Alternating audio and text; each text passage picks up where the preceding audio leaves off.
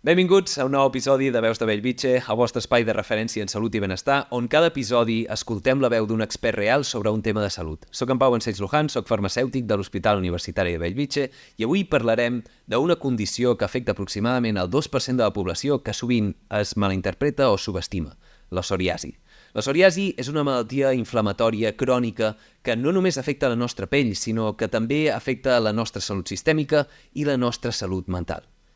Per parlar de tot això, avui ens acompanyarà el doctor Jaume Notario, dermatòleg de l'Hospital Universitari de Bellvitge, que compta més de 30 anys d'experiència acompanyant pacients en la millora, en aquest camí de millora en la salut de la psoriasi. A l'acabar aquest episodi esperem que marxis amb una comprensió clara de què és la psoriasi, de com afecta les persones i també de quins factors, com la nutrició, l'estrès i altres factors del nostre estil de vida o els nostres hàbits, afecten aquesta malaltia. També parlarem de com afecta la nostra salut mental i de com afecta el nostre entorn. A l'acabar aquest episodi esperem que marxis amb una comprensió clara i amb eines que et poden ajudar a millorar aquesta patologia. Si vols donar suport a aquest contingut, la millor manera que ho pots fer és compartint aquest episodi amb alguna persona que creguis que se'n pot beneficiar. Recordar-te també que t'agraïm moltíssim que ens posis un m'agrada o un seguir a qualsevol plataforma que ens estiguis escoltant. I per últim, pots trobar els enllaços a recursos, eines i els estudis referenciats en aquesta conversa a la descripció d'aquest episodi. Tens molt contingut que també et pot ajudar a millorar aquesta condició. I ara sí, anem a per la conversa amb el doctor Jaume Notario.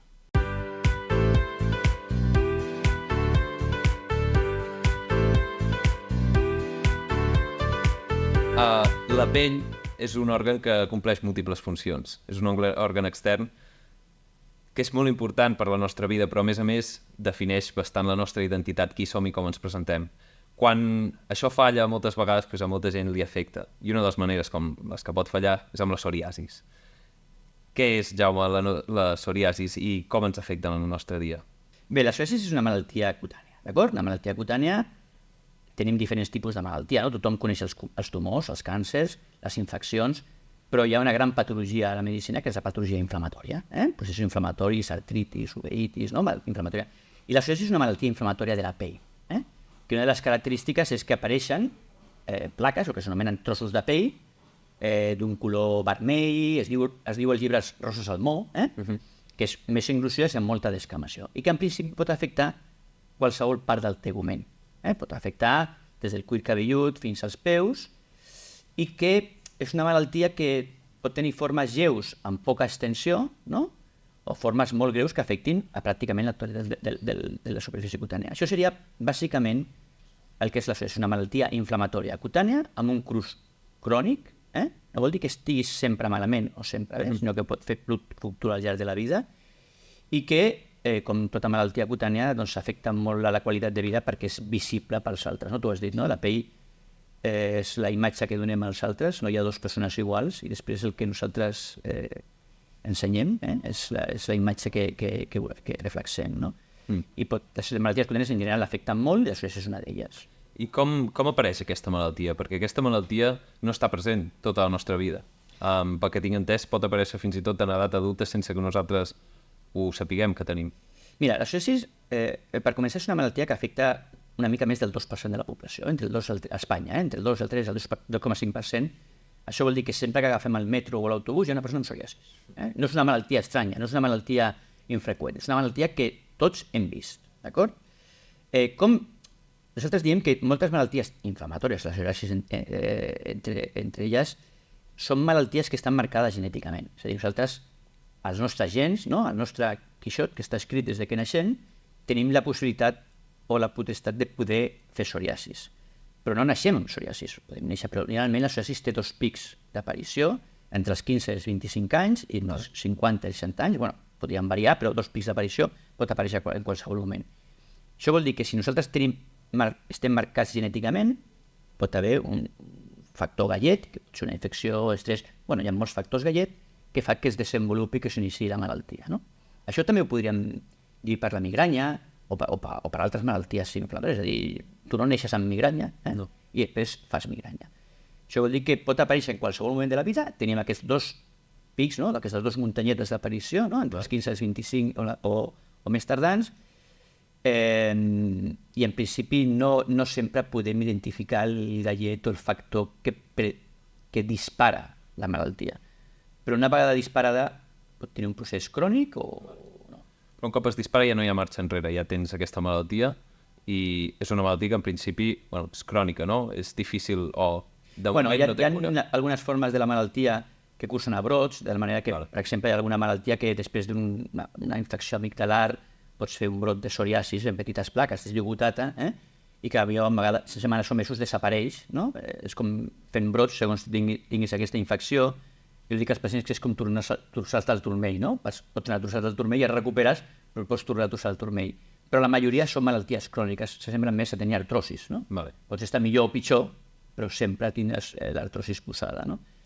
De fet, podríem parlar molt de la psoriasis, no? O de l'expressió de la psoriasis, però a nosaltres ens agrada molt dir que parlem de pacients amb psoriasis, no? Cada pacient, una mateixa foto, una mateixa imatge, una mateixa expressió de la malaltia, la mateixa foto, és diferent si tens 15, 25, 45 o 95 anys. Perquè com t'afecta la malaltia també depèn molt de la vida, no? Podríem dir, per exemple, no? Jo soc calvo. No és el mateix ser calvo als 20 que als 85. Segurament, no? O sigui, l'impacte de la malaltia depèn molt de quan comença, de quina és l'extensió, de quin tipus de vida tenim, no? De què treballem. No és el mateix treballar de model, d'acord? Que no treballar de model, o treballar cara al públic, que no treballar cara al públic. Llavors, és a dir, que en aquest cas és una malaltia que per cada pacient és un món diferent i cada pacient pot evolucionar de diferents maneres, no? Hi ha aquesta predisposició genètica, també hi ha els factors ambientals que poden desencadenar i després potser podem parlar també de com aquests factors els podem controlar per modular la nostra malaltia, però cada pacient és una mica com el seu propi món, no? Cada pacient, jo he dit, és el seu propi món, perquè nosaltres podem valorar l'extensió de la malaltia, la gravetat de la malaltia, però cada vegada més passem preguntes als pacients en què intentem valorar, es diuen proms, no? És una sèrie de preguntes que intentem valorar com li afecta la malaltia a ell, d'acord? Jo et posaré algun exemple que pot semblar, però que és important, és a dir, per exemple, tu pots tenir una psoriasi genital, que tu diries, l'extensió del que m'afecta el cos és relativament petita, d'acord? Però que és molt incapacitant. Una psoriasi genital, per exemple, en dones, augmenta el dolor, no pots portar la roba que et voldries posar, ja no parlem de relacions sexuals. És a dir, l'extensió de la malaltia és relativament petita, però la incapacitat és molta. Una psoriasi del palmell i les plantes dels peus, el palmell de les mans, des del punt de vista social, ja no pot fer clive, ja es pot molestar per treballar, però des del punt de vista social, treballar de cambrer amb psoriasi a les mans, no? Yeah. O que afecti a la cara. És a dir que l'extensió és important, però cada vegada més preguntem als pacients amb una sèrie de preguntes com els afecta la seva psoriasis a ells. La seva a tu, d'acord? No la seva al veí o a mi, sinó a tu, no? I depenent d'aquest impacte és quan decidim una mica l'actitud terapèutica sobre els pacients, no? Com tractem aquests pacients, no?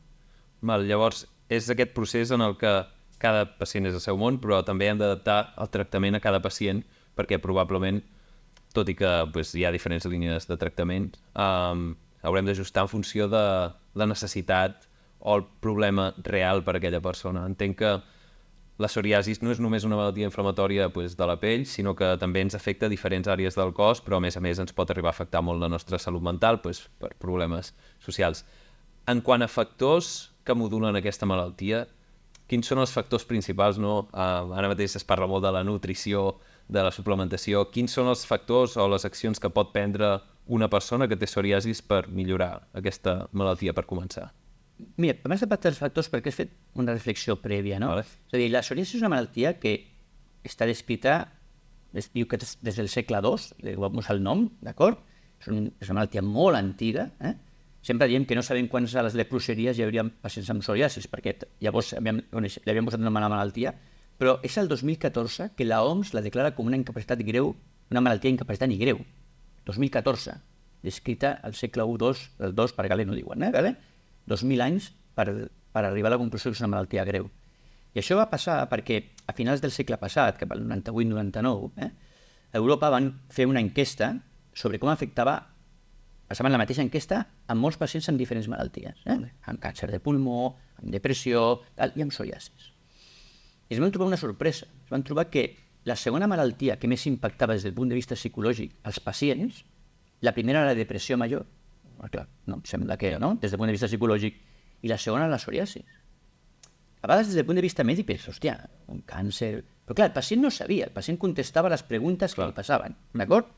I des del punt de vista físic, després de la insuficiència cardíaca congestiva, gent que s'està ofegant, era la tercera de la psoriasis. Això va crear un gran impacte a Europa. Clar, perquè van dir, hòstia, és una malaltia que nosaltres podíem considerar no tan greu, però el pacient, el que li pregunten és el mateix. Li preguntaven el mateix a un pacient amb càncer, que amb EPOC, malaltia pulmonar obstructiva. Llavors és quan l'OMS va començar a moure's i, de fet, els tractaments per a psoriasis tenen una subvenció especial, pràcticament els pacients paguen molt poc o pràcticament no res per als tractaments, arrel d'aquell reconeixement. Quan els factors que influeixen en el desenvolupament en l'evolució de la malaltia, a mi m'agrada explicar als pacients que està molt bé parlar d'aquests factors. El problema és si podem incidir en aquests factors. Posem un exemple. Hi ha gent que diu, a mi m'empitjora amb l'estrès. Dic, bueno, amb l'estressis. No? Vale? Collonut, no? A mi quan m'estresso em tinc més migranyes, no t'estressis. D'acord? O sigui, és difícil dir un pacient, no? Perquè la vida va passant, no? I t'ingressen, i tens un malalt. Un altre, per exemple, hi ha alguns fàrmacs que poden empitjorar la psoriasis. Nosaltres hem de preguntar. Els fàrmacs que empitjoren la psoriasis són de les poques coses que podem influir. Perquè si tu donen un fàrmac que empitjora la malaltia, doncs nosaltres quan fem la història clínica diem, compta amb aquest fàrmac que pot ser, no? Altres factors. S'ha parlat molt de l'alimentació. L'alimentació, a dia d'avui, no s'ha demostrat que cap alimentació vagi bé o malament per la psoriasis. D'acord? Segurament, una alimentació considerada sana, digue-li dieta mediterrània, però bueno, sana, segurament és millor per al pacient, d'acord? Però serà millor per qualsevol tipus de malaltia que tingui, sigui psiquiàtrica, sigui psoriasis. Però el que no li podem dir al pacient és que si menja d'una manera diferent, d'acord, la psoriasis marxarà. Un exemple, és que no volia que fos molt llarg, no? Durant un temps es va estudiar si la dieta rica en omega-3 podia millorar la psoriasis, perquè vas veure que els esquimals no tenien psoriasis, no? Van dir, això és perquè mengen molt peix. No? Omega-3, salmó, tot tosament. Quan vam traslladar aquí això no funcionava, però és que resulta que no tenen psoriasis des del punt de vista racial. A més, ells tots ajuntant amb ells mateixos, o sigui, aquesta tara genètica no la van transmetre. O sigui que al final van pensar en la dieta, però realment era perquè els pacients genèticament no estaven condicionats. Podríem parlar de molts factors, però al final no podem canviar la genètica. No podem. Coses que sí podem canviar. La psoriasis empitjora, la psoriasis està pitjor amb l'obesitat. Això ho podem canviar. Això es pot canviar. Però més difícil és que un camello entre por el ojo d'una aguja, com diríem a la Bíblia. I després, una altra cosa que també has comentat i ja et deixo, és que la psoriasis no és una malaltia només cutània. Pot afectar les articulacions, això és una cosa que sempre expliquem als pacients, d'acord? És una malaltia que, donat l'impacte psicològic que té, pot afectar els hàbits tòxics. La gent amb psoriasis, sobretot si comença de jove a fumar beu més, però clar, estan dintre del seu món. Alterar les relacions socials interpersonals, això és greu, O sigui, trobar-te amb pacients joves que no s'atreveixen a entrar en contacte amb altres joves, simplement perquè jo no puc mostrar el meu cos, d'acord? S'ha vist que les formes greus de la malaltia augmenta el risc cardiovascular, d'infart, de tenir malalties inflamatòries fora de la pell. És a dir, és una malaltia que abans la consideràvem una malaltia cutània, però que avui, i a més teníem armes com tenim, per exemple, és una malaltia, sabem que és una malaltia molt més enllà de la pell. I aquesta malaltia, com és que passa? Per què hi ha aquest desencadenant que el teu cos t'ataca tu mateix? Ho sabem d'alguna manera? Aquesta pregunta és la que fan els pacients, no? Per què a mi? Per què m'ha tocat a mi? Si ja estava tan bé i ara de cop... Jo dic, mira, és com dir per què t'ha tocat un càncer de mama o per què t'ha tocat un infart i per què ara, no? Les malalties inflamatòries, ja dic, hi ha una marca genètica, però tu pots tenir... Pensa que es considera que els antecedents familiars, si tu tens un pare amb psoriasis, tens un 33% de possibilitats de tenir psoriasis, però si tenen els dos, pràcticament s'anem al 80%. És a dir, si pare i mare tenen psoriasis, et sortirà. Això no vol dir que et surti més greu o menys greu, però vol dir que tens molts números. Però al final, això no ens hauria de preocupar tant, perquè jo el que pico al pacient és que tu neixes d'una manera, no? Sa o no sa i tal, i la vida passen coses, no? La rentadora també s'espatlla. He comprat la millor rentadora, m'ha costat una pasta i al mes se m'ha trencat. Dius, hòstia, alguna cosa ha passat. Ens han de passar coses, psoriasis, un accident de moto, ens trencarem un turmell. Per què a mi? Doncs, aquesta pregunta la podríem fer diabetes. Diabetes és una malaltia, t'has de pujar insulina en la gent jove. Per què a mi? Hi ha factors genètics, hi ha factors ambientals, però t'ha tocat, d'acord? Ja no podem fer res. Ara anem a intentar guanyar. Llavors, ens trobem aquesta malaltia que és sistèmica, que afecta tota la nostra salut, probablement només s'expressa en la pell, però pot agafar altres formes, no? Com l'artritis psoriàsica o altres formes pot afectar la nostra salut cardiovascular, i que sí que hi ha, jo crec, com deies tu, factors que són importants, però són importants des del punt de vista de qualsevol persona a nivell de salut, són factors que podem modificar nosaltres, com el tabaquisme, l'obesitat, el sedentarisme, fer exercici físic, i moltes altres accions per mantenir una vida saludable que segurament milloraran la nostra salut. Però sí que probablement hi ha certes expressions o certes presentacions d'aquesta malaltia que segurament amb això no n'hi haurà suficient, que haurem de saltar directament al fer algun tractament actiu que no sé quina evolució tindrà. M'agradaria que parléssim una mica de quins tractaments, quin és el nostre arsenal terapèutic dins de la dermatologia per tractar aquesta malaltia, que ens permeti o que ens ajudi a les persones que tenen psoriasis o als familiars que tenen psoriasis a viure una millor vida, una vida que probablement sigui normal, o viure amb molt pocs símptomes, pel que tinc entès. Mira, bàsicament, en psoriasis, però també en dermatologia, tenim dos modalitats de tractament. El tractament tòpic, diferents pomades, i el tractament sistèmic, pastilles, punxades. En psoriasis tenim un tractament intermig també, que es diu fototeràpia, que és un tipus de radiació ultraviolada, com les cabines de rajos UVA del gimnàs, però d'una forma una mica més controlada, d'acord? Tenim el tractament tòpic, la fototeràpia i els tractaments sistèmics.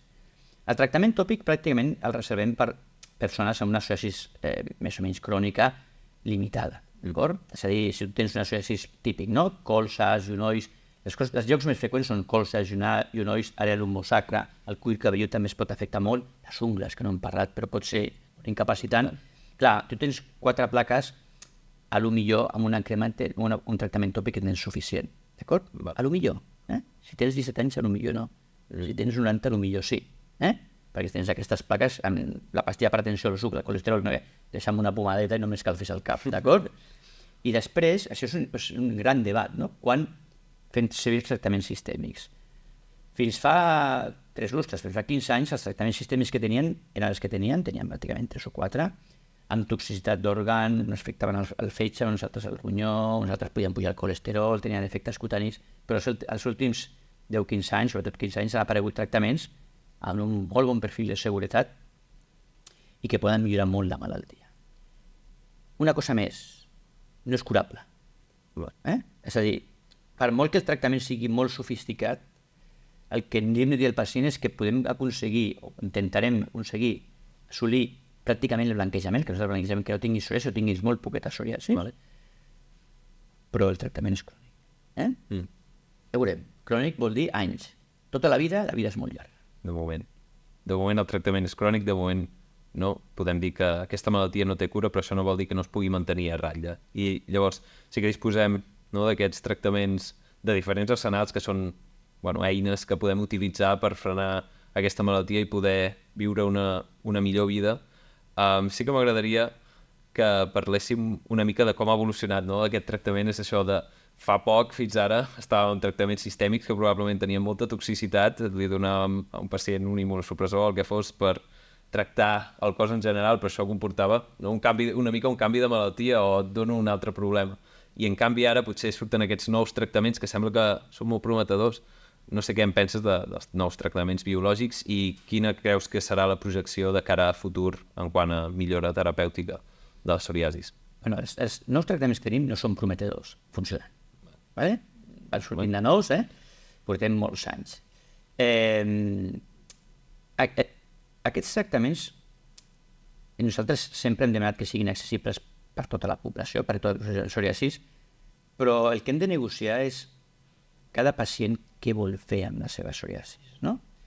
Nosaltres ens podem trobar, tu podries venir, tu ets un home jove, podries venir a una psoriasis amb 2 plaquetes aquí i demanar-me el món. Jo diria, home, potser no faria falta, d'acord? I al revés, a vegades ens trobem gent gran que té moltes malalties, que té una psoriasis extensa i que diu, a mi és que no em ve de gust per res. I dius, hòstia, deixa'm fer la meva feina, tu et vull donar castanya, no? Tenim moltes alternatives terapèutiques. Els tractaments biològics i no biològics, que han sortit nous d'altres tipus de molècules, ens permeten amb un molt bon perfil de seguretat, i això és importantíssim amb una malaltia crònica. Si tu has de fer un tractament 10, 15 o 20 anys, la seguretat és importantíssima. No és el mateix tractar-te una neoplàsia, un càncer, que dius, hòstia, la quimioteràpia pot sentar malament, però l'objectiu és saber dir, no, si et curem i després saber com recuperem, encara que això també ha canviat molt en l'oncologia. Si jo he de fer un tractament durant molts anys, primer ha de tenir certa garantia de que és segur, d'acord? I després passem a l'eficàcia. Això ens ha canviat una mica amb els anys, perquè al principi, quan van començar amb aquests tractaments, evidentment eren més temerosos, és a dir, és lògic, no tenim experiència. Si em preguntes què passarà a 10 anys, no ho sé, no? També quan va sortir l'espina no sabem què passaria a 10 anys, no? Ara, a dia d'avui, sabem que són tractaments segurs a llarg plaç, tenim moltíssima evidència científica d'això. Com solucionem un tractament concret, amb un pacient concret, amb una psoriasis concreta d'aquest pacient? Això, sempre hi ha un article que jo d'un gran dermatòleg que diu, hòstia, amb tot el que tenim encara hi ha una mica d'art. No? És a dir, la psoriasis no té un valor com el colesterol, no? Té el colesterol de 150, sinó que té una mica d'art. El que per tu és correcte o incorrecte, per un altre pot ser suficient. I a vegades amb aquests tractaments els pacients sempre han estat exigents, i ha de ser, però també ens hem tornat exigents els metges, no? Si podem aconseguir que estiguis molt bé, el pacient, jo ja estic content, i tu penses, hòstia, no? A lo millor podríem donar una vuelta de tuerca a la cosa, no? Això és molt interessant, aquest tema, no? Com hem assolit un nivell d'excel·lència, no? Pensa que el desenvolupament clínic d'aquests fàrmacs en psoriasis està declarat per l'Organització Mundial de la Salut com l'exemple a seguir per totes les malalties inflamatòries i, de fet, cutànies, skin, posa entre parèntesis, com dient, cutànies, però de totes les malalties inflamatòries, perquè el que ha fet amb psoriasis ha estat increïble, molt, molt, molt interessant. És molt interessant tot el progrés que hi ha hagut en els últims anys, sobretot com la validació de que aquests medicaments són segurs a llarg termini, perquè en un principi tots aquests medicaments a més són com molt específics, van per una diana molt en concret, a suprimir una part del sistema immunitari o del complement o el que sigui com molt concret per aquesta cascada. I a mi em resulta com molt interessant i t'il·lusiona veure que aquests estudis, a part de ser prometedors, s'està validant i a més no et causen més problemes més enllà, a llarg termini. Aquesta malaltia al final és una vivència, jo crec, no és una cosa que vius molt personalment i és molt important saber que hi ha una vivència més enllà, que és segur i que no acabaràs amb problemes. Llavors, la següent pregunta que podria fer és, la psoriasis és una malaltia de la qual es parla molt, la pell també la gent li afecta molt. Quins mites hi ha que la gent pensa o que no coneix, no sé, l'exposició al sol, algunes coses amb les que podem parlar ara de mites i no tant mites sinó creences que té potser la gent aquesta malaltia quan et ve un pacient i li diagnostica psoriasis, què és el primer que pensa o el que creu? Mira, jo diria que, a part de l'impacte de tenir la malaltia, ¿vale? Que per personal, una de les coses que més ells ho saben, però que costa molt, és saber transmetre al resta de persones que no és una infecció o una cosa contagiosa, no? És a dir, tu pots anar amb psoriasis a la piscina, pots anar perfectament a la piscina, però si jo vaig a una psoriasis extensa a la piscina i tu estàs al costat meu, diràs, no sé, tot el que tu vulguis, però, hòstia, què tens a la pell? No? A veure si es contagiarà, no? A veure si es contagiarà. Aquesta és una cosa que preocupa molt als pacients. Ells ho saben, les famílies ho saben.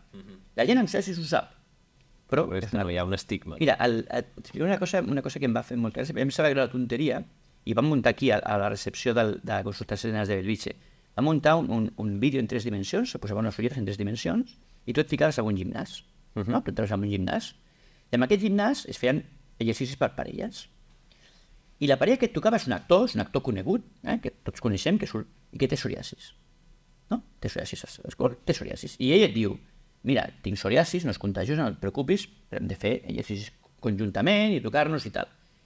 I cada vegada que tu li miraves la psoriasis, sortia una alerta, ping, vermella, no? I jo que sóc dermatòleg, que sé que no és contagiosa, que sé que no és preocupant, la de vegades que em va sortir l'alerta, perquè clar, ell es girava, jo li mirava el pols, i dic, ostres, jo que sóc dermatòleg, que no em preocupo perquè aquest senyor tingui la malaltia, m'ha sortit l'alerta no sé quantes vegades, no? Jo vaig pujar i vaig dir a tots els estudiants de medicina residents, diu, heu de baixar, perquè reflexa molt com ens fixem. Jo no em vaig fixar en ningú més de la classe d'aquell gimnàs. El meu company d'exercici tenia psoriasis i jo m'estava fixant en això. I jo sóc dermatòleg, que no estic gens preocupat. Imagina't que et toca a tu o una persona amb menys coneixements, no? Això li preocupa molt. Després una altra cosa que preocupa molt i és evident, és com ens relacionem amb els altres. Quan tu fas un bon tractament, sigui el que sigui, i la psoriasis millora molt, la frase dels pacients, això m'ha canviat la vida. Perquè la dermatologia o la pell és la nostra imatge primera, no? O sigui, jo et podria dir, mira, tens un quist al fetge que és benigne, no té importància. I diria, te'l trec i tu diries, però em passarà res? No passa res, tu tranquil, vas viure tota la vida, s'ha acabat la història. Tens un quist a la cara, ja, no et preocupis, això no és important. Ja, treu-me'l ja, no? Però amb això què faig, no? O sigui, aquesta imatge, aquest impacte inicial és molt important i home, és realment impressionant, no? Que et digui una persona jove, et digui, no, jo estic amb els meus amics, però jo no m'aproparé a parlar amb un noi o amb una noia, no m'aproparé, sense cap intenció, perquè és que si després ens agradem, jo no arribaré a més, no em treuré la roba allà davant, saps? O sigui, ja no és arribar a una relació interpersonal, és no arribar a crear-la. O sigui, jo no m'aixecaré de la cadira per parlar amb aquella persona. Hòstia, això, quan tu ho sents a la consulta, o senten els meus companys estudiants, és molt impactant. És a dir, tu estàs limitant l'establir, l'iniciar relacions de xerrada. O sigui, no. Home, això... no? Clar, mentalment... Això és molt greu pel pacient i és molt impactant pels metges, Clar, llavors per treballar tot aquest estigma social suposo que fa falta més visibilitat, fa falta parlar de psoriasis, fa falta normalitzar-la, però també suposo que dins dels mateixos pacients potser una teràpia psicològica o una manera de poder parlar amb el metge sobre aquests problemes i aquestes preocupacions crec que és prioritari, no? Sí. De les coses més importants quan tu veus un pacient amb psoriasis és intentar entendre, tens qüestionaris, intentar entendre com li afecta la psoriasis. Nosaltres en veiem, a vegades gent jove, hi ha noies joves, empoderades amb el sentit del que no li gusta que no mire, ¿vale? Però quan comences a gratar no és gens complicat fer-les plorar. ¿Vale? Ja. És a dir, perquè tu pots arribar, i em sembla bé, a dir, mira, jo soc així, i el que no li agrada... Però a tothom ens agradaria no tenir aquest problema. Llavors, no costa gaire. Pots anar explorant, no?, fins a on arriba. Jo conec pacients que m'han dit, jo vaig a un psicòleg, que dic, em sembla perfecte. Em sembla perfecte. Però igual si no tens la psoriasis posada no et faria falta. A mi em sembla perfecte, no? Llavors tu li dones un tractament, es blanqueja, és dir, es queda sense la malaltia, pot anar continuant al psicòleg, no tinc cap problema. Però jo he fet molta feina psicològica. Vale? I després sí que és veritat que segons el resultat que tens, la consulta es va convertint en una consulta moltes vegades més gaire psicològic, si vols, que clínic. Et queda això, no? Tu pots millorar el 90% de la malaltia, 90%. On t'ha quedat aquest 10% a la cara? No estem bé. On t'ha quedat el 10%? Mira, 2 plaques aquí o 2 plaques... 2 plaques aquí no té importància perquè tinc 70 anys o 60 o 50, d'acord? Tinc 19 anys, no puc portar fatilles, segons com. D'acord? És a dir, que al final hem arribat a un nivell d'èxit important i fer passos més endavant, amb majories del 80, del 90%, coses que fa 10 o 15 anys era estrany, ara és un repte aconseguir que els pacients estiguin molt contents. Bueno, clar, entenc que quan millora el panorama sempre volem anar millor, no? O sigui, no ens quedarem... Sempre. Si abans era el 50%, ara pues, sí, Exacte. podem fer el 95% millor. Jo crec que sí que hi ha una cosa que em vas mencionar quan vam parlar l'altre dia, que és el tema de l'adherència. Hi ha molta gent que es pren un tractament molt bo, però està molt bé fer molta teràpia psicològica, es fa molt bé enfrontar, però també és molt important seguir amb el tractament, no? Sí. Com t'has trobat algun cas de gent que hagi deixat el tractament? Mira, l'adherència significaria que el pacient compleixi el tractament tal com es diu, no? Una pastilla al dia, jo em prenc una pastilla al dia. L'adherència als tractaments en medicina està considerat com un problema greu per a l'Organització Mundial de la Salut. A nosaltres crida l'atenció especialment, no? Perquè tu al final, quan prens un tractament pel colesterol, tu no et veus el colesterol. Sí que l'has de fer bé, però se t'acaba la caixa, entre que vas a la farmàcia, renoven la recepta, no sé què i tal, diu, ¿vale? Però tu et crida molt l'atenció que quan estàs perfecte, te n'oblidis de la malaltia i no continuïs amb el tractament. ¿Vale? Aquest tema de l'adherència, nosaltres estem potenciant, no? O sigui, les coses s'han de fer bé i s'han de fer bé, però bueno, al final, que un pacient sigui poc adherent o menys adherent amb un tractament de la psoriasi que l'ha impactat molt vol dir que està molt bé. Nosaltres hem d'insistir molt que faci les coses bé, no? Però també et diré que la màxima aspiració d'un pacient no és estar bé amb el tractament, és estar bé sense tractament i no veure el metge. Ja. Jo sempre dic als meus companys, no? Més joves, dic, sempre tenim molt bona... Els bombers i els metges estem molt ben considerats, però si no ens veuen millor, O sigui, ningú vol veure els bombers i el metge tampoc, Ara, si vas, com a mínim... Bueno, volen veure només perquè diguis que tot està bé. No, els bé podem veure al bar de la cantonada, fer un tallat, però vull dir que el pacient vol estar bé sense tractament. I quan es veu bé, la tendència natural és, hòstia, què passaria si no fes això? Hi ha pacients per tot, És comprensible, és comprensible. Ara, si tu tens una falta d'adherència i empitjores, comences un tractament, millores, i vas tenint faltes d'adherència repetides, llavors toca bronca, Ja. Com a mínim quan entra la diària, no? Que ens estem esforçant tots. La sanitat pública, els medicaments que estem finançant, jo que estic per tu, estigues tu una mica per tu també, d'acord? És important. No, i a vegades la falta d'adherència també és relacionada, a part d'una falta de resposta perquè no prens el tractament, sinó perquè perd l'eficàcia aquell tractament, no? És probable que... Sí, però jo crec que la falta d'adherència es produeix més en els pacients que estan molt bé. Ja. Els que estan malament fan el tractament bé i si no funciona volen un canvi de tractament. És molt estrany que si tu estàs fent un tractament i no estàs bé, decideixis que prens diacidianol, no? ¿Vale? La falta d'adherència és més o perquè no saps com estàs, no sé com estic del colesterol, jo sé el tema d'adherència, jo sempre li explico als pacients, tu d'un dia per l'altre no has tingut un infart i tens un infart, ¿vale? Tu entres per la porta amb un infart, ¿por qué a mí y por qué ahora? Doncs jo sé, ha tocat, no? I el cardiòleg què et dona? Per la tensió, per el colesterol, i et diu, ala, per molts anys, no? El tractament. I tu dius, escolta, jo no m'estic infartant cada dia, no? Però tothom entén que aquest tractament, si el deixes, les conseqüències és un infart. Si tu deixes el tractament de la psoriasi, les conseqüències és que et surti psoriasi, ja l'arreglarem. Potser no és tan greu, però clar, nosaltres tenim, això en farmàcia ho treballem molt, la farmàcia de l'hospital tenim molt bona relació i són molt cracs, les farmacèutiques, diré farmacèutiques perquè quasi tots són dones que treballen perfecte.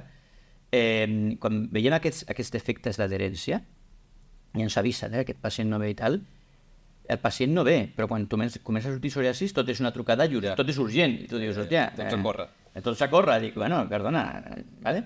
El tema d'adherència l'hem de treballar perquè és un problema greu, però jo crec que això també és treballar a consulta, d'acord? Això és treballar a consulta. Bueno, sí, aquesta educació no constant de la importància, també donar-li valor al que és el medicament, al que és el tractament, de seguir tractant-nos... No, Faust, perdona, donar-li valor a que el principal responsable i el que millor vol estar ets tu, o sigui, ets tu el que tens una malaltia. Som nosaltres que intentem que estiguis millor, d'acord? És com, vaig al metge perquè ho faci tot, no? O vaig a la sanitat perquè ho faci tot. És com quan portes un alcohol i dius, no, però que l'eduquin alcohol. O sigui, la família també hauràs de fer alguna cosa, d'acord? És a dir, els pacients han de ser conscients que nosaltres estem per ajudar-los el màxim que podem, però ells també s'han d'ajudar, Ells també s'han d'ajudar, Ho tinguis fet setmanament i diguis, beso alcohol, sí, l'has de deixar, no puc. O has de deixar de fumar, fumo,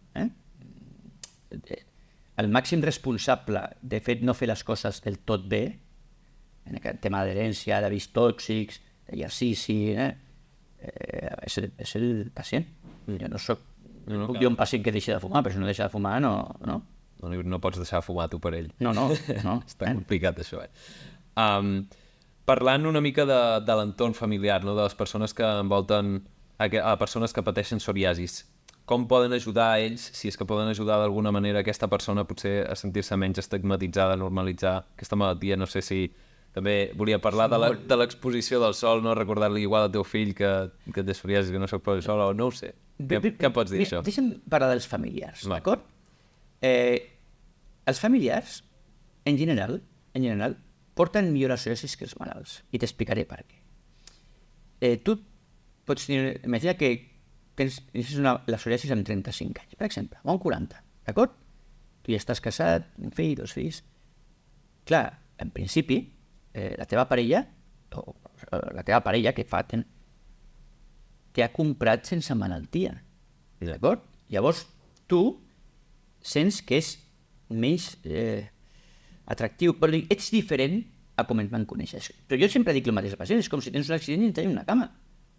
No? Doncs pots fer 2 coses, deixar la persona que l'han tallat la cama, deixar les psoriasis, o acomodar-te. I això crida molt l'atenció perquè pateixen molt més. Quan tu veus a mi m'agrada que vinguin amb parella, no? O amb la parella o els familiars. I veus que està molt preocupat el pacient pel que pensa el del costat. I el del costat diu, home, jo pateixo per ella o per ell, perquè està angoixada, mira, home, m'agradaria que estigués, però per ella. O sigui, tu al final, però bueno, això podríem dir si tens un càncer de mama o si et tallen la cama, és a dir, a la gent ens passen coses i la nostra família les assumeix molt millor que el pacient, perquè el pacient pateix per com impacta això a la teva família. La gent pateix, si té un càncer, pateix per ell i pateix com fa patir a la família. O si li tallen una cama, pateix per ell i pateix com això fa patir a la família. No? A la família, als amics, a la parella, als fills... És molt interessant, i és molt interessant a vegades que vinguin, a mi m'agrada que vinguin amb parella i tal, no? Perquè vegin que és normalitzable, que pots dir, dona, es volgués separar o deixar-te la teva mare, si no la... Pateixen molt més la gent que té la malaltia que la gent del voltant. Perquè al final la gent del voltant pot decidir deixar de ser amic teu. Sí? Sí. D'acord? Sí. Pot decidir. Serà elegant o no serà elegant, però pot decidir. No passa res. Però tu no pots decidir tenir o no tenir la malaltia. D'acord? No hi ha gaires problemes a la gent del voltant d'un pacient amb una malaltia, sempre quan aquesta gent del voltant estigui amb tu perquè t'estima, perquè té confiança, perquè està amb tu, perquè és amic, perquè és familiar, no? És més difícil amb la gent que no et coneix, no?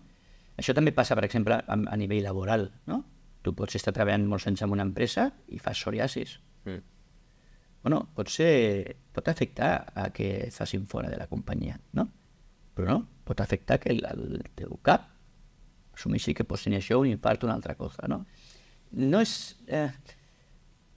jo crec que la persona més impactada per la malaltia és el malalt.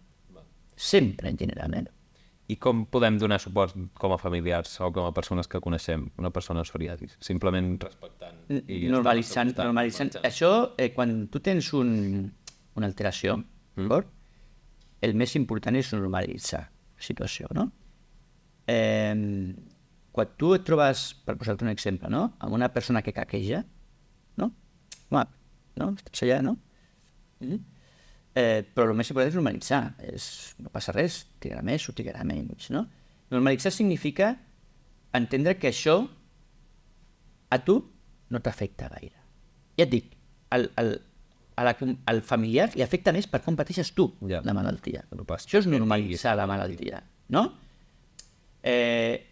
Després, com pot ajudar, no? Doncs pot ajudar, a vegades s'ha d'apretar, Per exemple, com pot ajudar uns pares amb el tractament de l'acné d'un adolescent, no? Doncs, home, no pots estar tot el dia posa't la crema, prenent les pastilles, també l'adolescent, jo li dic, jo no tracto als pares, tracto a l'adolescent, però si veus que el compliment no és correcte, toque, no? Escolta, t'has punxat el medicament per la psoriasis o t'has preparat per la psoriasis, ui, se m'ha oblidat. No, que després anirem al doctor notari i et fotrà bronca, ¿vale? Em foto moltes bronques, però bueno, si no ets complidor, quan nosaltres estem esforçant, la família pot ajudar a reforçar el que el pacient ha de fer bé. El pacient ha de fer bé. I ara ja parlant de factors que podem evitar, tema de l'exposició al sol, no sé si és important, no és important, o altres temes de l'estil de vida que igual no hem mencionat avui. Mira, hi ha factors, per exemple, posaré un factor que podries dir, vale, molt interessant, i això com l'evito, no? Sí. Hi ha psoriasis que poden empitjorar o que poden inclús aparèixer després d'un part. Això t'ha de condemnar a no tenir fills? No, ja l'arreglarem. Però bueno, al final, no hi ha més. Tens o no tens? Inclús hi ha dones que han iniciat la psoriasis després d'un part, no l'entenien. Diuen, des de quan tens psoriasis? Des de que va néixer la meva primera filla. Vols donar alguna pista més? Quants anys té la teva filla? Més que res, perquè això no queda reflexat. Això és una cosa. En quant al sol millora molt la psoriasis, d'acord? El sol, els 3 de cada 4 pacients, quan s'exposen al sol, milloren la malaltia. Una quarta part, no. Més o menys, per fer números rodons, Més o menys. El que passa és que nosaltres som dermatòlegs i sabem que el sol amb excés augmenta el risc de càncer de pell, de fotoenvelliment, de taques, que després amb 50 no voldrem tenir taques i tal. Entre l'ús i l'abús, tothom sap on està el límit, o la majoria sabem on està el límit, no?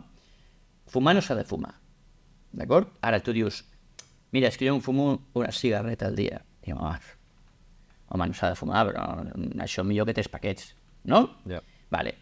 El sol, nosaltres el sol que ens agrada és el sol de primera hora, de darrere de la tarda. Jo sempre dic als pacients, home, quan arribi l'estiu pren una miqueta del sol, ara no seria anar a les 10 fins a les 2, Xista. vuelta i vuelta, no? Quan estigui cremat d'un costat em poso de l'altre, perquè podríem pensar que podries mirar la psoriasis, però també podries cremar i també mirar la psoriasis està millor, però després vindràs d'aquí 15 anys dient-me que tens arrugues, que tens taques o que tens càncer de pell. Llavors, exactament, melanoma o un altre càncer de pell. El sol, jo crec que és una d'aquestes coses que si arriba a l'estiu i saps que et millora, doncs fas pensar en prudència i pots millorar. Ara, no seria un tractament a llarg plaç. Ja. El sol no seria a l'estiu faig sol com un boig i a l'hivern em vaig a les cabines del fitness i faig foto... No? Teràpia. Vale. No, i ja una mica per... Si a l'estiu et prens 2 birres, Sí. no passa res. No. Ara, si te les prens tot l'any, Malament. bueno, Depèn. no seria, no seria adequat, no?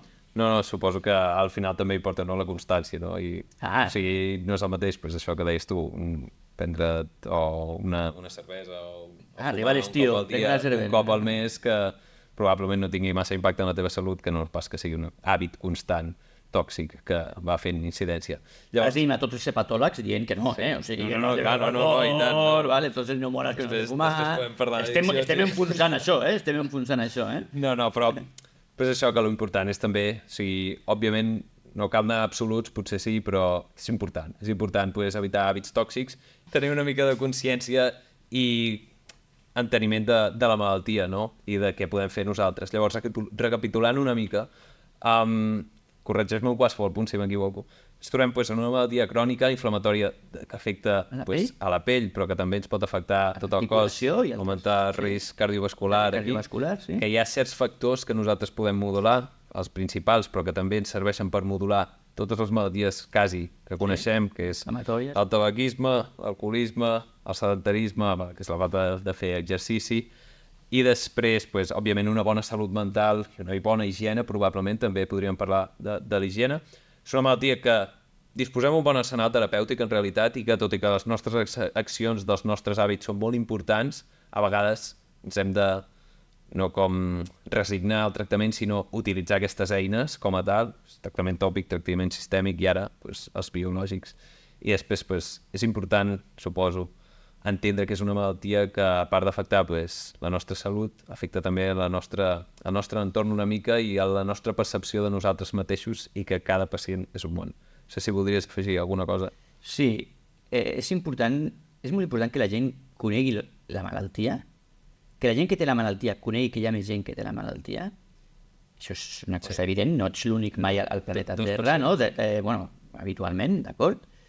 I després has de saber que podem ajudar molt aquesta malaltia. D'acord?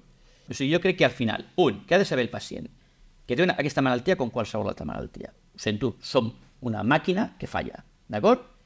2, que si aquest error o aquest problema et preocupa molt o estàs molt angoixat, busca ajuda. D'acord? 3, aquesta ajuda la modularem o la implementarem amb tu a tenir una mica a moltes coses. Com tens la malaltia, com t'afecta personalment. Això és el que farem. D'acord?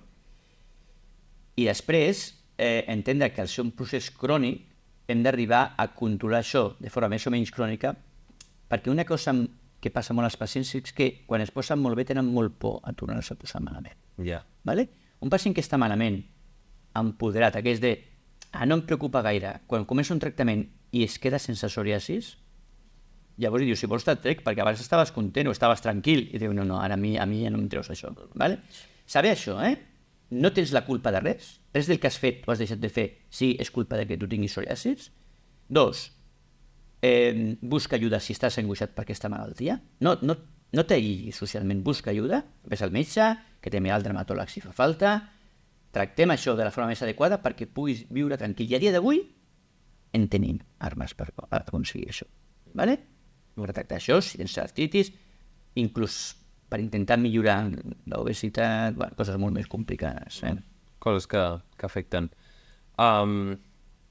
També hi ha el tema de les associacions, no? De buscar aquest suport en entitats i informar-te sobre la malaltia. Jo crec que el coneixement és poder, no? O sigui, ens permet prendre decisions molt més informades de com actuar en la nostra vida. Llavors, jo animaria a totes les persones que estan escoltant aquest episodi a consultar l'enllaç a la descripció, que compartirem tots els recursos de diferents... Acción Psoriasis es diu, l'Associació de Pacients de Psoriasis es diu Acción Psoriasis. Per exemple, també hi ha molta informació a la pàgina de l'Acadèmia Espanyola de Dermatologia, AEDV, Acadèmia Espanyola de Dermatologia i Venerologia, informació de psoriasis i d'altres malalties, d'acord?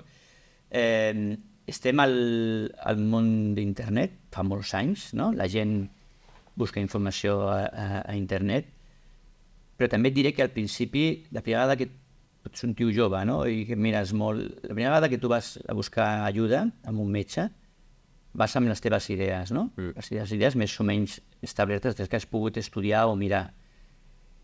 Però al final la gent el que hem d'intentar és que intentin fer cas al que diguem nosaltres, no perquè nosaltres tinguem la raó absoluta, no? Sinó perquè també ens hem passat molts anys per intentar que tu estiguis millor. Bueno, després passa tot, després tu estàs allà després de i TikTok diu que el millor que s'ha de fer, TikTok és el que mana, TikTok és el que mana, i nosaltres hem de modular. A dia d'avui, un pacient amb psoriasis tenim recursos perquè estigui bé. Bueno, és una bona notícia, perquè, com deies abans, és una de les malalties més invalidants per a algunes persones, no? I no sempre ha sigut així, no sempre hem tingut molts recursos perquè una persona amb psoriasis estigui bé, que és molt. Volia acabar per agrair-te molt que hagis participat en aquest episodi de Veus de Bellvitge i sobretot per apreciar molt la feina que fas cada dia, i tant tu com el teu equip, és a dir, això no és una persona sola que visita molts pacients, i res, crec que és una feina molt important i crec que és una feina o un treball que aporta molt valor. Sí que hi ha una cosa que sempre recordaré, que està a la pàgina web de l'Hospital de Bellvitge, en el teu perfil, no? Que és que tens una frase allà apuntada, que és que mai cap persona s'allunyi de tu després d'acostar-se a tu, no sé, segur que la destrosso la frase, però que mai una persona se'n vagi sense interaccionar amb tu millor o més feliç. No? La frase no és teva, de la Mare Teresa de Calcuta, però crec que és un principi bàsic i molt important, jo crec, en medicina, perquè al final aquesta actitud és curativa i forma part de tota la teràpia. Llavors, moltes gràcies per haver estat aquí. Gràcies a tu. Quan vulguis, fem més. Molt bé, sí? Moltes gràcies. Pau. Moltes gràcies per haver escoltat aquest episodi tot sobre la psoriasis. Recorda que si vols donar suport a aquest contingut, la millor manera que pots fer-ho és compartint aquest episodi amb alguna persona que creguis que se'n pot beneficiar. Així ens ajudaràs a fer arribar més enllà la paraula de la salut. També t'animem moltíssim a que ens posis un m'agrada o un seguir a qualsevol plataforma que ens estiguis escoltant. També pots trobar tots els enllaços a recursos útils, estudis i tot el que hem parlat en aquest episodi en la descripció de l'episodi. Per últim, però no menys important, moltes gràcies pel teu interès en la salut.